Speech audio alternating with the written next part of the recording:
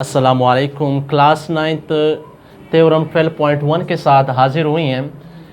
पहला थ्योरम है हमारे साथ, any point on the right bisector of aligned segment is equal distance from the end point of aligned segment. Any point on the right bisector, एक point है जो कि right bisector पे लाई करता है, एज इक्वल डिस्टेंस, इक्वल फासले पे हैं किस चीज़ से, एक लाइन सेगमेंट से। अब देखिए यहाँ पे आपको ग्राफ नहीं दिया गया होगा, ये ग्राफ आपने इस स्टेटमेंट से खुद बनानी है।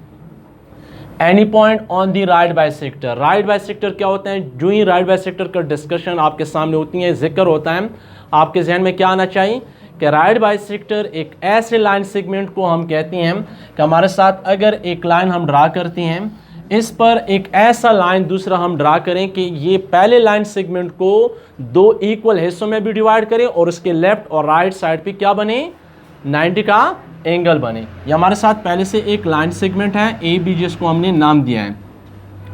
अब राइट बाइसेक्टर क्या होता है, इस ए बी लाइन सेगमेंट पे हम एक ऐसा लाइन ड्रा करते हैं कि वो इस ए बी लाइन सेगमेंट को दो इक्वल हिस्सों में डिवाइड करेगा।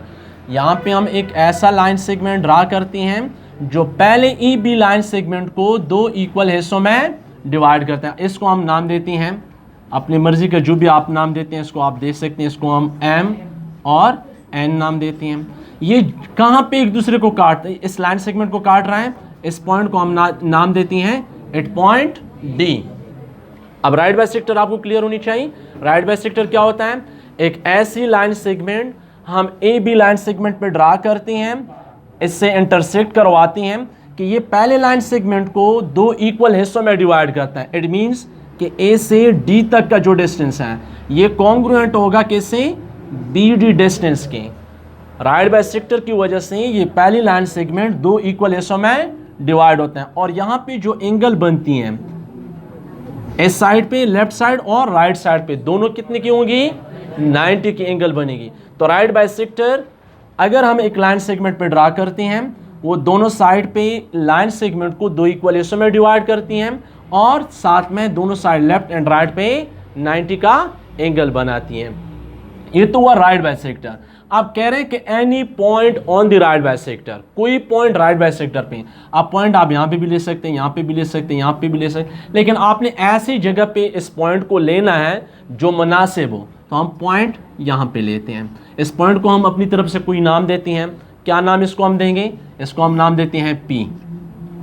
ये देखिए थ्योरम में गिवन नहीं है, वो कह रहे कि एनी पॉइंट, उस पॉइंट को हमने क्या नाम दिया, पी।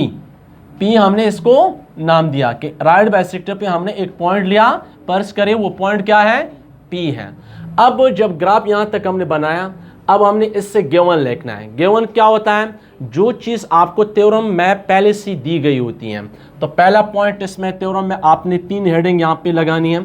तीन हेडिंग में पहला हेडिंग आपके साथ क्या होगा, गिवन।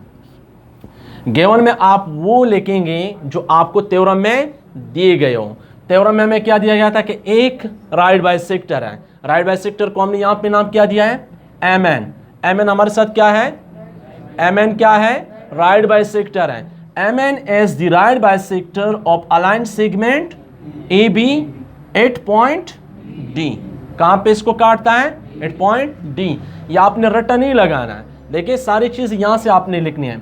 एम एन हमारे साथ क्या है, एक right bisector. M N as the right bisector, किसका राइट बाइसेक्टर है, एक लाइन सेगमेंट ई बी का, किस पॉइंट पे, एट पॉइंट डी। तो यहां पे हम यही लिखेंगे एम एन एज क्या, दी right bisector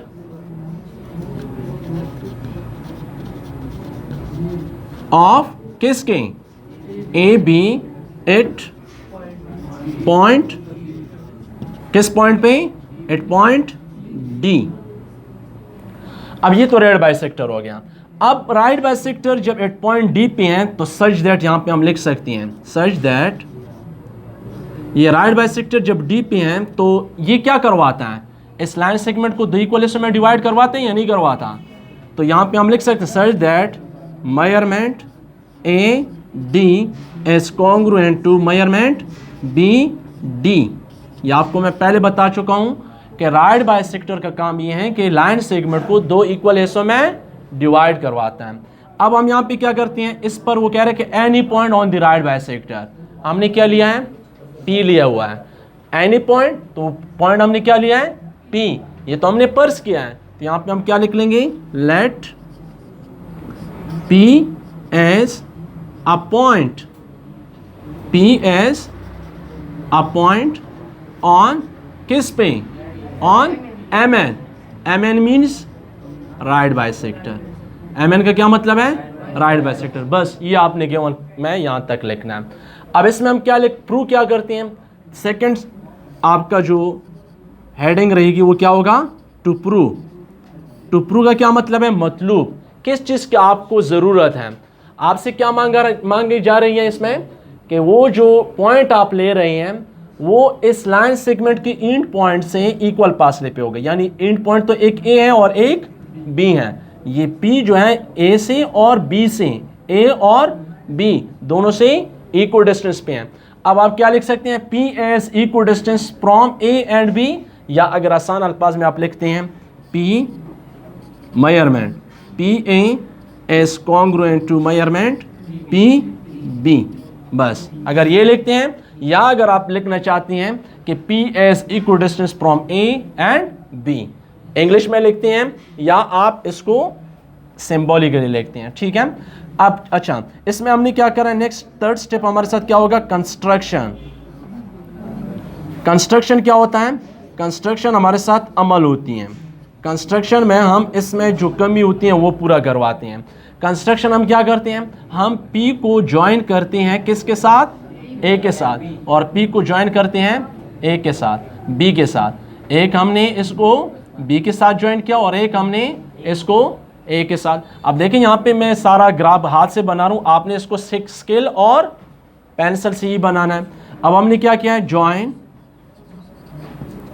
P to A and B। अब यहाँ तक अगर आप समझिए हैं तो आगे इस क्वेश्चन को प्रूव करना इंतहाई आसान हो जाता है। अब हम क्या करेंगे, प्रूफ की तरफ जाएंगे। प्रूफ में हम क्या करते हैं, एक स्टेटमेंट हमारे साथ होता है, क्या होता है, स्टेटमेंट, और दूसरा रीजन। स्टेटमेंट क्या होते हैं, स्टेटमेंट बयानात, रीजन उसके वजूहात यानी दलाइल भी हमने देने कि किस वजह से हम इसको कह रहे हैं कि ये इसके बराबर है। अब इन दो ट्राइंगल का हम कंपैरिजन करेंगे। हमारे साथ कितने ट्राइंगल बनते हैं, दो। एक ट्राइंगल है ADP और दूसरा है BDP। ट्राइंगल ADP 1-1 करेस्पॉन्डेंस, या इसको हम इक्विवेलेंट भी कहते हैं, ठीक है। ये सिंबल 1-1 करेस्पॉन्डेंस या equivalent, equivalent to triangle BDP। अब दोनों ट्राइंगल में हमने देखना है कि क्या कुछ हमारे साथ इसमें कॉन्ग्रुएंट है। तो कहां से हम आसान से स्टार्ट लें, दोनों में हम क्या कॉन्ग्रुएंट ले सकते हैं। देखिए गिवन में हमने कुछ लिखा था AD is congruent to BD, ये दो तो कॉन्ग्रुएंट है, तो शुरुआत यहीं से कर लेंगे। Measurement AD is congruent to measurement BD। यह में क्या था, गिवन है। क्यों गिवन है, क्योंकि ये कह रहे हैं कि ये राइट बाइसेक्टर, और राइट बाइसेक्टर का काम ये है कि वो दो इक्वल हिस्सों में लाइन सेगमेंट को डिवाइड करता है। सेकंड हम क्या लिख सकते हैं, PD is congruent to PD। क्यों, दोनों ट्राइंगल का ये कॉमन लाइन है, तो हम लिख सकते हैं measurement PD is congruent to measurement PD, क्या, कॉमन। अब देखिए इससे पहले हमने क्या बताया था कि राइट बाइसेक्टर क्या करवाते हैं, राइट और लेफ्ट साइड पे क्या बनाता है, 90 के एंगल बनाते हैं। इस एंगल को मैं 1 नाम देता हूँ और इस एंगल को मैं 2 नाम देता हूँ। दोनों कितने के एंगल हैं, 90 की हैं, तो हम लिख सकते हैं measurement angle 1 is congruent to measurement angle 2। क्या लिख लेंगे, राइट एंगल्स, कौन क्या है, राइट एंगल्स हैं। तीन चीजें हमारे साथ प्रूव हो गई, तो फिर हम कह सकते हैं कि दोनों ट्राइंगल भी आपस में क्या है, कॉन्ग्रुएंट हैं। Therefore triangle ADP is congruent to triangle BDP। किस बेस पे हमने क्या है, देखें साइड, ये भी साइड है, एंगल। अक्सरियत बच्चे इस पे कंफ्यूज हो जाते हैं, यहाँ पे हम लिखते हैं साइड, साइड एंगल। ये हम क्यों लिखते हैं, देखें साइड, दोबारा side.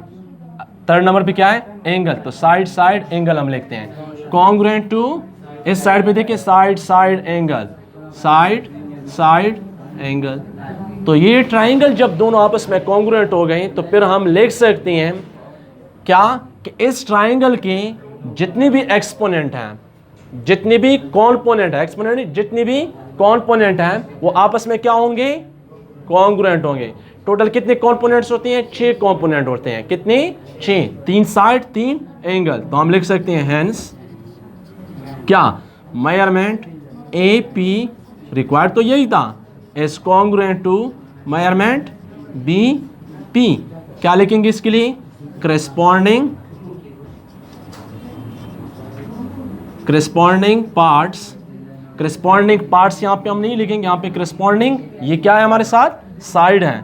Corresponding sides of congruent triangle. किस ट्राइंगल के साइड है? कॉन्ग्रुएंट ट्राइंगल के करेस्पॉन्डिंग साइड है। या अगर आप लिखना चाहती हैं यहां पे लिख सकती हैं therefore P is equidistant from A and B।